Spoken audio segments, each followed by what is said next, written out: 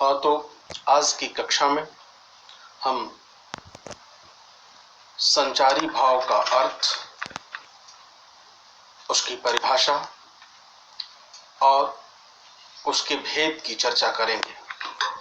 इससे पहले बहुत संक्षिप्त प्रकाश डाल देना चाहता हूं रस के अवयवों के ऊपर। एक सरल उदाहरण के माध्यम से आपको मैं समझा देना चाहता हूं। जैसा कि पिछली कक्षा में चर्चा किया था कि रस के 4 अवयव होते हैं। इन 4 अवयवों में स्थायी भाव, विभाव, अनुभाव और संचारी भाव। एक सरल उदाहरण मैं लेता हूं। कल्पना कीजिए कि हमारी कक्षा चल रही है। कक्षा में हम सब बैठे हुए हैं। अचानक एक बड़ा सा सांप दिखता है।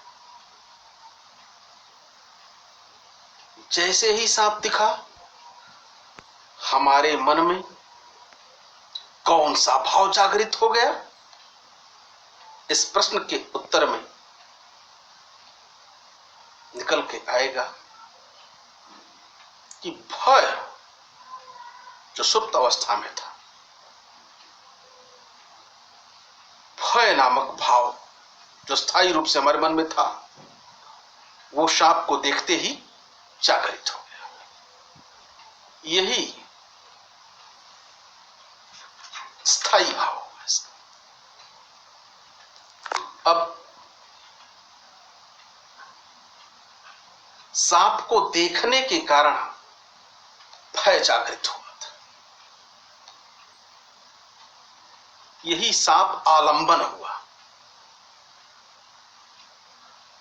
अब किसके मन में स्थायी भाव जागृत हुआ? हम सब के मन में। तो हम सब उसके आश्रय हो गए। अब सांप फन काढ़ लेता है, फुफकारने लगता है। अब प्रश्न की, हमारा भय घट रहा है कि बढ़ रहा है? स्वाभाविक उत्तर मिलेगा कि हमारा भय बढ़ गया। किसके कारण बढ़ा?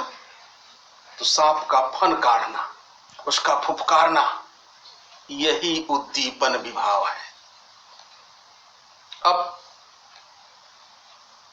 अनुभव,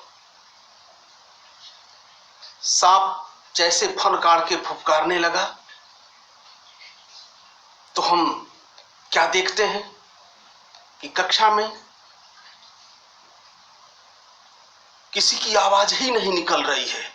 कोई जोर का चिल्ला रहा है, कोई उछल रहा है, कोई पसीने से तरबतर है, आदि आदि। यही अनुभव है। और संचारी भाव,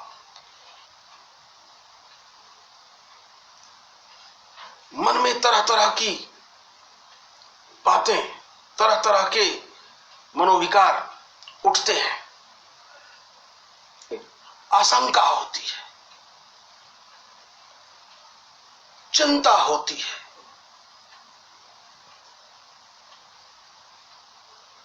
तो इस प्रकार के जो भाव आते हैं, यही संचारी भाव है। अब मैं आशा करता हूं कि रस के सारे अवयव खूब ठीक से इस उदाहरण के माध्यम से हम सब जान गए हैं।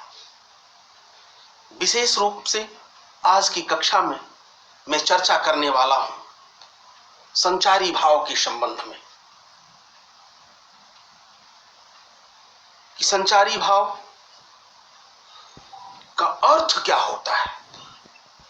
संचारी भाव का अर्थ है जो एक से दूसरी वस्तु में संचरण करे। अब अर्थ के पश्चात हम संचारी भाव की परिभाषा पर चर्चा करेंगे। संचारी भाव की परिभाषा क्या है? पिछले दिनों भी मैं चर्चा किया था कि संचारी भाव वह है जो आश्रय के मन में उठने वाले अस्थायी मनोविकार है। यानी कि यह पानी के बुलबुले की तरह बनते और बिगड़ते रहते हैं। अब दूसरे शब्दों में जैसे समझाएं इसे हम, तो कह सकते हैं कि यह जो है इसे स्थिर जल है और उसमें यदि हम कोई कंकड़ फेंकते हैं तो उसमें अनेक तरंगे उठती हैं। तरंगे उठती हैं और उसी जल में फिर विलीन हो जाती हैं। तरंगे आती हैं, तरंगे जाती हैं। यही जल स्थायी भाव है और उसमें तरंगों का उठना संचारी भाव है। बड़े सरल शब्दों में हम इस बात को समझ सकते हैं कि अस्थायी भाव में संचारी भाव हलचल उत्पन्न कर देता है।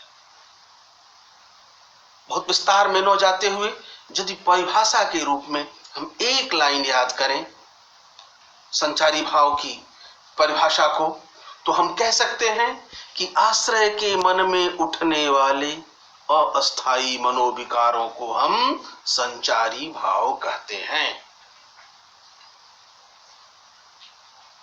हम आज चर्चा करने वाले हैं कि संचारी भावों की संख्या कितनी होती है। एक संचारी भाव किसी रस का स्थायी भाव भी हो सकता है, किसी रस का स्थायी भाव भी हो सकता है। प्राचीन काल से ही संचारी भावों के संख्या को लेकर आचार्यों में मतभेद रहा है, किंतु एक बात है जो सर्वमान्य है कि 33 की संख्या पर आकर के ये बात टिक जाती है कि संचारी भावों की कुल संख्या 33 है। आइए हम इन संचारी भावों के नाम की चर्चा कर लेते हैं क्रमशः। तो ये 33 नाम है: निर्वेद, आवेग, दैन्य, श्रम, मद, जड़ता, ग्लानि, मोह, विषाद, शंका, चपलता, गर्व, स्मृति, मृत्यु, व्याधि, उन्माद, स्वप्न, त्रास, विबोध, निद्रा, अहित्था, वितर्क, व्रीड़ा, आलस्य, धैर्य, मति, उत्सुकता, असूया, चिंता, अपस्मार, अमर्ष, उग्रता, हर्ष। ये कुल 33 संख्या है संचारी भावों की। ये पूरा वीडियो यदि आपको अच्छा लगे तो इसे अन्य छात्रों के लिए भी शेयर करें ताकि उन्हें भी इसका लाभ प्राप्त हो सके। आज बस इतना ही।